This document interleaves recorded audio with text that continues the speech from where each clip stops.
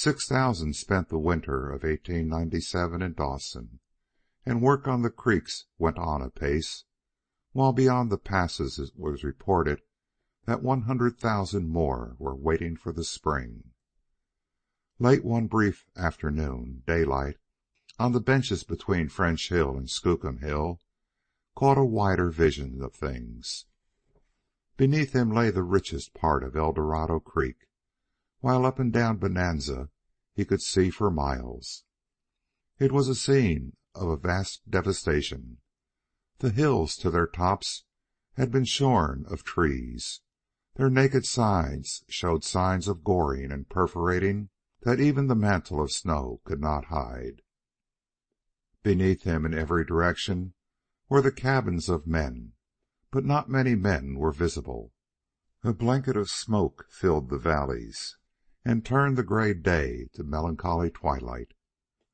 Smoke arose from 1,000 holes in the snow, where, deep down on bedrock, in the frozen muck and gravel, the men crept and scratched and dug, and ever built more fires to break the grip of the frost. Here and there, where new shafts were starting, these fires flamed redly. Figures of men crawled out of the holes or disappeared into them, or, on raised platforms of hand-hewn timber, windlassed the thawed gravel to the surface, where it immediately froze. The wreckage of the spring washings appeared everywhere. Piles of sluice boxes, sections of elevated flumes, huge water wheels, all the debris of an army of gold-mad men. "It's plain gophering," Daylight muttered aloud. He looked at the naked hills and realized the enormous wastage of wood that had taken place. From this bird's eye view he realized the monstrous confusion of their excited workings. It was a gigantic inadequacy. Each worked for himself, and the result was chaos. In this richest of diggings, it cost out by their feverish, unthinking methods, another dollar was left hopelessly in the earth. Given another year, and most of the claims would be worked out, the sum of the gold taken out would no more equal what was left behind. Organization was what was needed, he decided, and his quick imagination sketched Eldorado Creek from mouth to source, and from mountain top to mountain top, in the hands of one capable management. Even stream thawing, as yet untried, but bound to come, he saw would be makeshift. What should be done was to hydraulic the valley sides and benches, and then, on the creek bottom, to use gold dredges, such as he had heard described as operating in California. There was the very chance of another big killing.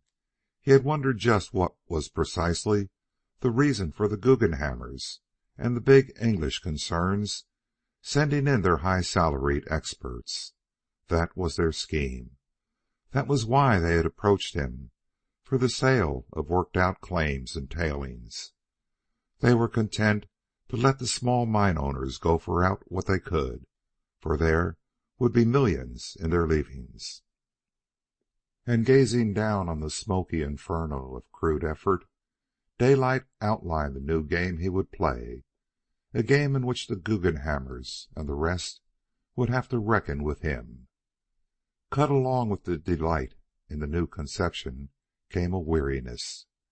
He was tired of the long Arctic years, and he was curious about the outside, the great world of which he had heard other men talk, and of which he was as ignorant as a child. There were games out there to play. It was a larger table, and there was no reason why he, with his millions, should not sit in and take a hand. So it was that afternoon on Skookum Hill that he resolved to play his last best Klondike hand and pull for the outside. It took time, however. He put trusted agents to work on the heels of great experts, and on the creeks where they began to buy he likewise bought. Wherever they tried to corner a worked-out creek, They found him standing in the way, owning blocks of claims or artfully scattered claims that put all their plans to naught. "I play you all wide open to win, am I right?" he told them once, in a heated conference. Followed wars, truces, compromises, victories, and defeats. By 1898, 60,000 men were on the Klondike, and all their fortunes and affairs rocked back and forth and were affected by the battles Daylight fought. And more, the taste for the larger game urged in Daylight's mouth. Here he was already locked in grapples with the great Guggenhammers and winning, fiercely winning. Possibly the severest struggle was waged on Ophir, the veriest of moose pastures, whose low-grade dirt was valuable only because of its vastness. The ownership of a block of 7 claims in the heart of it gave Daylight his grip, and they could not come to terms. The Guggenhammer experts concluded that it was too big for him to handle, and when they gave him an ultimatum to that effect, he accepted and bought them out. The plan was his own, but he sent down to the States for competent engineers to carry it out. In the Rinkabilly watershed, 80 miles away, he built his reservoir, and for 80 miles the huge wooden conduit carried the water across country to the Ophir. Estimated at $3 millions, the reservoir and conduit cost nearly $4. Nor did he stop with this. Electric power plants were installed, and his workings were lighted as well as run by electricity. Other sourdoughs who had struck it rich in excess of all their dreams shook their heads gloomily, warned him that he would go broke, and declined to invest in so extravagant a venture. But Daylight smiled and sold out the remainder of his townside holdings. He sold at the right time, at the height of the placer boom.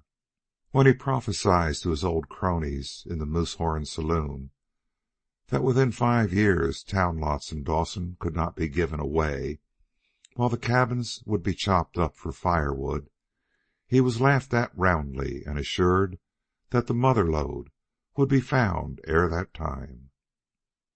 But he went ahead, when his need for lumber was finished, selling out his sawmills as well.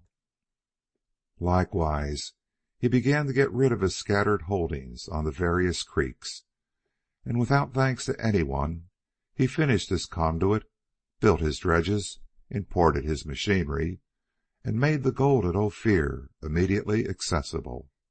And he, who 5 years before had crossed over the divide from Indian River and threaded the silent wilderness, his dogs packing Indian fashion, himself living Indian fashion on straight moose meat, now heard the hoarse whistles calling his hundreds of laborers to work, and watched them toil under the white glare of the arc lamps. But having done this thing, he was ready to depart. And when he let the word go out, the Guggenhammers vied with the English concerns and with a new French company in bidding for the Ophir and all its plant. The Guggenhammers bid highest, and the price they paid netted Daylight a clean $1 million. It was current rumor that he was worth anywhere from 20 to 30 millions. But he alone knew just how he stood, and that, with his last claim sold and the table swept clean of his winnings, he had ridden his hunch to the tune of just a trifle over 11 millions. His departure was a thing that passed into the history of the Yukon along with his other deeds. All the Yukon was his guest. Dawson, the seat of the festivity. On that one last night, no man's dust save his own was good. Drinks were not to be purchased. Every saloon ran open, with extra relays of exhausted bartenders. And the drinks were given away. A man who refused this hospitality and persisted in paying found a dozen fights on his hands. The various chechaquos rose up to defend the name of Daylight from such insult. And through it all, on moccasined feet, moved Daylight, hell-roaring, burning Daylight, overspilling with good nature and camaraderie, howling his he-wolf howl, and claiming the night as his, bending men's arms down to the bars, performing feats of strength, his bronzed face flushed with drink, his black eyes flashing, clad in overalls and blanket coat, his ear-flaps dangling, and his gauntleted mittens swinging from the cord across the shoulders. But this time it was neither an ante nor a stake that he threw away, but a mere marker in the game that he, who held so many markers, would not miss. As a night, it eclipsed anything that Dawson had ever seen. It was Daylight's desire to make it memorable, and his attempt was a success. A goodly portion of Dawson got drunk that night. The fall weather was on, and though the freeze up on the Yukon was still delayed, the thermometer was down to 25 below zero and falling. Wherefore, it was necessary to organize gangs of life-savers, who patrolled the streets to pick up drunken men from where they fell in the snow, and where an hour's sleep would be fatal. Daylight, whose whim it was to make them drunk by hundreds and by thousands, was the one who initiated this life-saving. He wanted Dawson to have its night, but in his deeper processes, never careless nor wanton, he saw to it that it was a night without accident. And like his olden nights, his ukase went forth that there should be no quarreling, no fighting, offenders to be dealt with by him personally. Nor did he have to deal with any. Hundreds of devoted followers saw to it that the evilly disposed were rolled in the snow and hustled off to bed. In the great world, where great captains of industry die, all wheels under their erstwhile management are stopped for a minute. But in the Klondike, such was its hilarious sorrow at the departure of its captain that for 24 hours no wheels revolved. Even great Ophir, with its 1,000 men on the payroll, closed down. On the day after the night, there were no men present or fit to go to work. Next morning, at break of day, Dawson said good-bye. The thousands that lined the bank wore mittens, and their ear-flaps pulled down and tied. It was 30 below zero, the rim ice was thickening, and the Yukon carried a run of mush ice. From the deck of the Seattle, Daylight waved and called his farewells. As the lines were cast off and the steamer swung out into the current, those near him saw the moisture well up in Daylight's eyes. In a way it was to him departure from his native land, this grim Arctic region which was practically the only land he had known. He tore off his cap and waved it. "Good-bye, y'all," he called. "Good-bye, y'all." End of Part 1, Chapter 13.